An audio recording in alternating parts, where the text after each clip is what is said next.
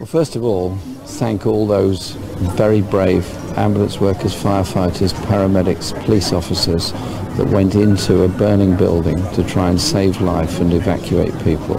And the response of the fire service, incredible. Within 6 minutes, the first fire appliances on the scene. And as fire appliances come from all over the southeast that have helped out, including ones from Surrey and Kent, who've given a lot of help, including high-rising ladders, which are very, very important. And they've done everything they could. They're now traumatised, finding bodies, and they're going to have to find more bodies as they go into this charred wreckage of a building later on this afternoon and today. The building temperatures, I understand, got up to hundreds of degrees centigrade. Therefore, the construction of the building is now at risk and could well, obviously, in long term, have to be demolished, I'm sure, but there's an awful lot of work to be done before then. And the families that are now waiting, not knowing if their loved ones are alive or dead, not knowing if their children are alive or dead, not knowing is the hardest part. And the incredible community response, donations of food and clothing, and faiths, all faiths have come together. Muslims, Jews, Hindus, Christians, everybody's come together to support, and I think that's quite incredible. But some very hard questions have got to be asked, and some very hard questions must be answered. A construction of a tower block is essentially a series of concrete boxes, which are the flats.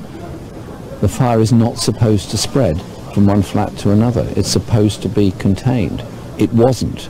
It spread, and it spread upwards, and it spread outside as well through the cladding. Questions on the sprinkler system, questions on the fire breaks, questions on why the cladding apparently burnt, questions on building control regulations, questions on the safety. Hundreds of thousands of people in our country live in tower blocks, live in very high-rise tower blocks. Every single person who lives in a high-rise apartment today is going to be thinking, how safe am I? You heard Ishmael, one of the community workers here, saying people need to be held to account.